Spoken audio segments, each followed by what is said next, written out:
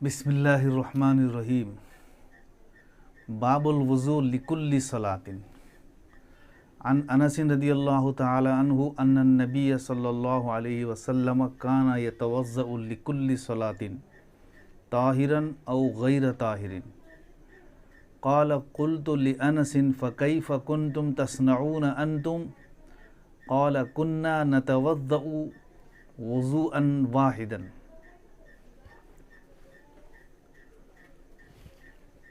हज़रत अनस रदियल्लाहु ताला अन्हु से मरवी है कि नबी सल्लल्लाहु अलैहि वसल्लम वज़ू फरमाया करते थे हर नमाज के लिए, ताहिर हूँ या गैर ताहिर।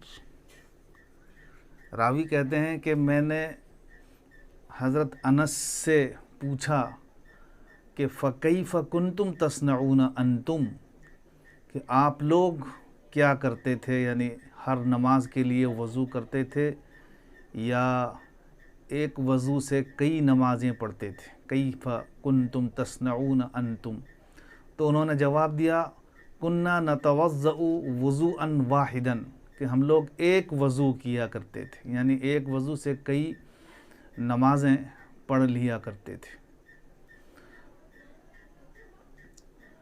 अन अम्र इब्न आमिर अल-अंसारी क़ाल समिअतु अनस इब्न मालिक रदियल्लाहु तआला अन्हु यक़ूल कान नबी सल्लल्लाहु अलैहि वसल्लम यतवज़्ज़उ इंद कुल्ली सलातिन।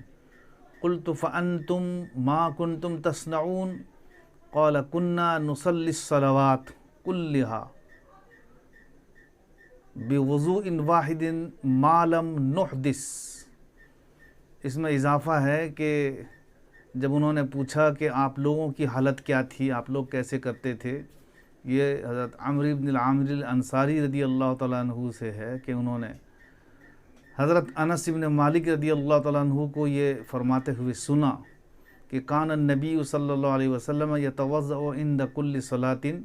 तो जवाब में जब उनसे पूछा गया कि आप लोगों का हाल क्या था, तो उन्होंने जवाब दिया कुन्ना नुसल्ली सलवात, कि हम सारी नमाज़ों को पढ़ते थे, अक्सर नमाज़ों को पढ़ते थे बेवज़ूइन वाहिदिन मालम नुहदिस, जब तक हम लोग बेवज़ू नहीं हो जाया करते थे, हमारा वज़ू जब तक बाकी रहता था, हम उससे कई नमाज़ें पढ़ते थे।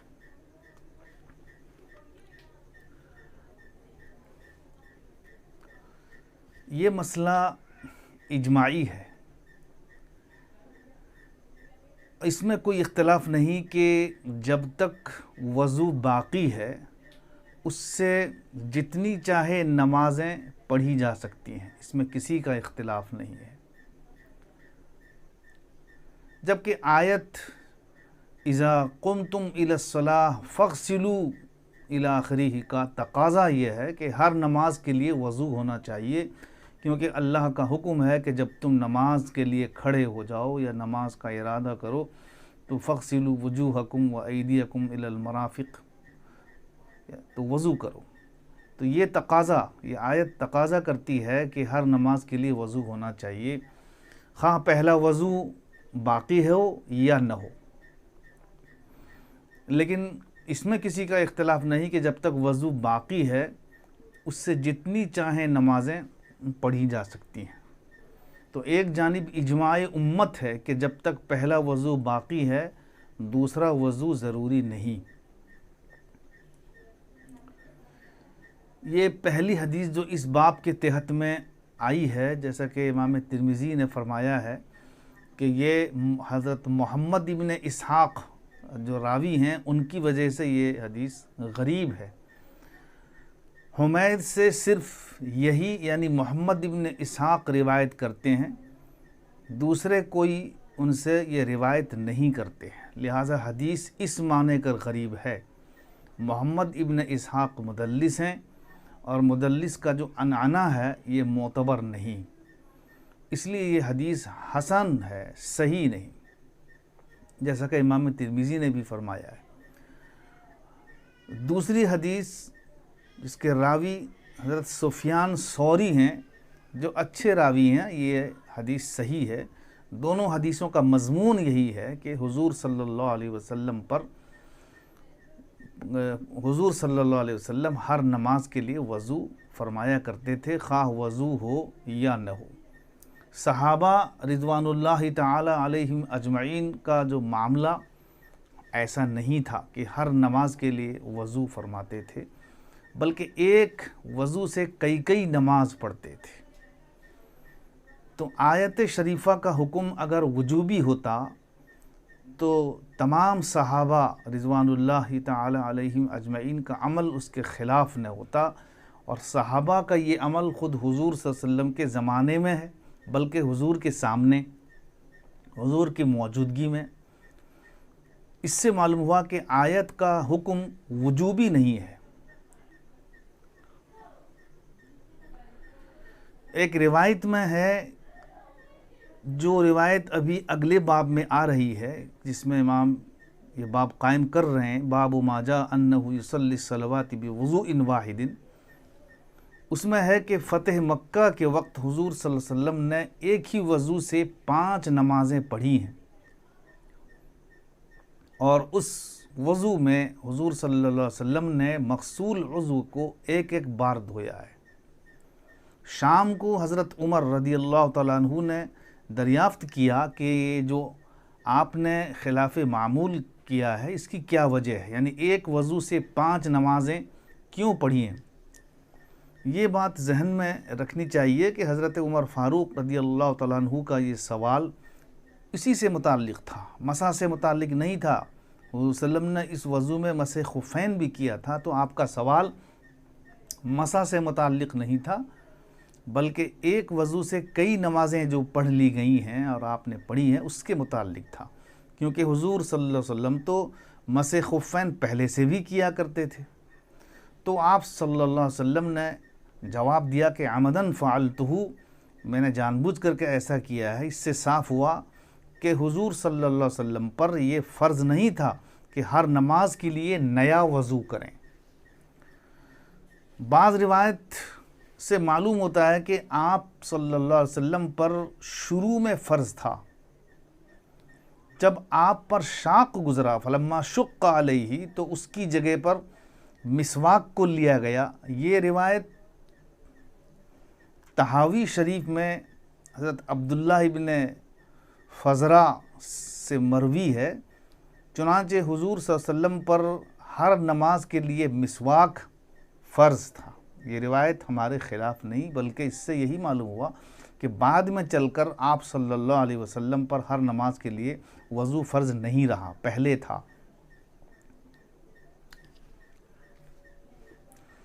امام ترمذی رحمۃ اللہ علیہ روا ھذا الحدیث الافریقی نے فرمایا ہے، لغت کی کتاب میں بکسری الحمزہ ہے افریقی، عام طور سے آج افریقی چلتا ہے بفتح الحمزہ۔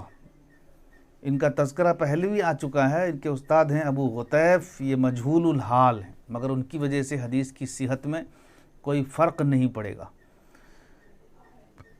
مجہول الحال ہیں لیکن شدت کے ساتھ نہیں ہیں۔ ان کی روایت من توضع والی روایت ہے، حنفیہ کے نزدیک وضو پر وضو کے لیے تبدل مجلس اور تخلل العبادت شرط ہے۔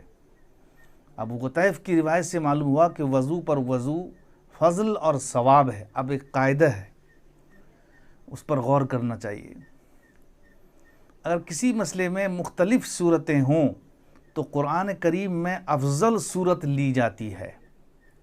مثلا طلاق، اس کی چند صورتیں ہیں۔ ایک صورت ہے حالت حیض میں طلاق دینا، دوسری صورت ہے ایسے غیر حیض میں طلاق جس میں جماع کی ہو، تیسری ہے ایک ساتھ 3 طلاق دے دینا ہے، جب حیض سے پاک ہو تو 1 طلاق دے اور بس، اور ایک صورت یہ ہے کہ جب حیض سے پاک ہو تو 1 طلاق سری دے، پھر طہر کے بعد دوسری طلاق، پھر طہر کے بعد تیسری طلاق دے، یعنی طلاق حسن۔ اور اس سے پہلی صورت طلاق احسن ہے۔ قرآن میں جو آیا ہے الطلاق مرتان، اس میں مراد طلاق احسن ہے۔ طلاق حسن کی صورت کا ذکر فَإِن طَلَّقَهَا سے ہے، جو بعد میں ہے۔ غیر مقلدین کو الطلاق مرتان سے غلط فہمی ہوئی اور کہا کہ ایک مجلس میں ایک ہی طلاق ہونی چاہیے، حالانکہ قرآن میں جو طلاق کا ذکر آیا ہے اس میں احسن مراد ہے۔ قاعدہ یہی ہے کہ قرآن شریف میں مسئلے کی کوئی مسئلہ اگر ایسا ہو کہ جس میں چند صورتیں ہیں تو اس میں سے جو احسن صورتیں ہیں، جو سب سے اچھی صورت ہے، افضل صورت ہے، اس کو لی جاتی ہے۔ چنانچہ یہاں بھی قرآن میں جو طلاق کا ذکر آیا ہے اس میں احسن مراد ہے قاعدے کے مطابق۔ یہاں بھی یعنی اس آیت میں بھی اذا قمتم الی الصلاۃ فاغسلوا وجوہکم الی آخرہ میں جو وضو کا ذکر آیا ہے اس میں وضو کی مختلف صورتوں میں سے جو اچھی صورت تھی وہ مراد ہے، یعنی ہر نماز کے لیے نیا وضو کرنا۔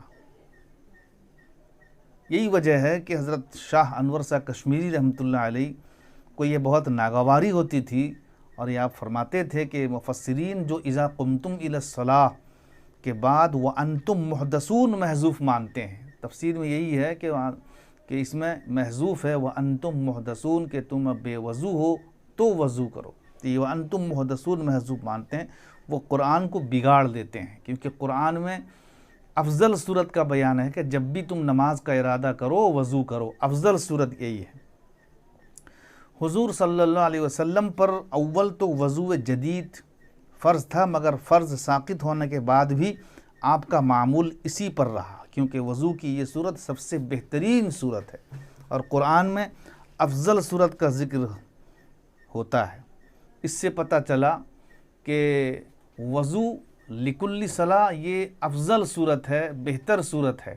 جب تک آدمی بے وضو نہیں ہوا ہے تو وہ وضو کر لے، جب بے وضو ہو گیا ہے تو اس کو تو وضو کرنا ہے، اور جب اس کا وضو ٹوٹا نہیں ہے تو جب تک اس کا وضو باقی ہے تو اس وضو سے کئی نمازیں پڑھی جا سکتی ہیں، جیسا کہ اگلا باب جو امام ترمذی رحمۃ اللہ علیہ نے قائم فرمایا ہے کہ باب ما جاء انہ یصلی الصلوات بوضوء واحد، اس میں بھی حضرت سلیمان ابن بریدہ جو اپنے باپ سے روایت کرتے ہیں قول کان النبی صلی اللہ علیہ وسلم یتوضأ لکل صلاۃ فلما کان عام الفتح صلی الصلوات کلها بوضوء واحد ومسح على خفیہ فقال عمر انك فعلت شيئا لم تكن فعلته قال عمدا فعلته۔ اس کا ذکر ابھی ہو چکا ہے۔ اس کے اخیر میں امام ترمذی رحمۃ اللہ علیہ نے حضرت وکی کی روایت سے حضرت سلیمان ابن بریدہ کی روایت کو جو مرسل ہے اس کو صحیح قرار دے رہے ہیں۔ اس کے پہلے بھی عرض کیا جا چکا ہے کہ امام ترمذی رحمۃ اللہ علیہ کا خاص طرہ رہا ہے کہ وہ مرسل روایت کو ترجیح دیا کرتے ہیں، یہ ان کا طرز ہے، ورنہ ھذا اصح من حدیث وکیع یہ ان کی اپنی رائے ہے۔ صحیح یہ ہے کہ یہ وکیع کی روایت سے اصح نہیں ہے۔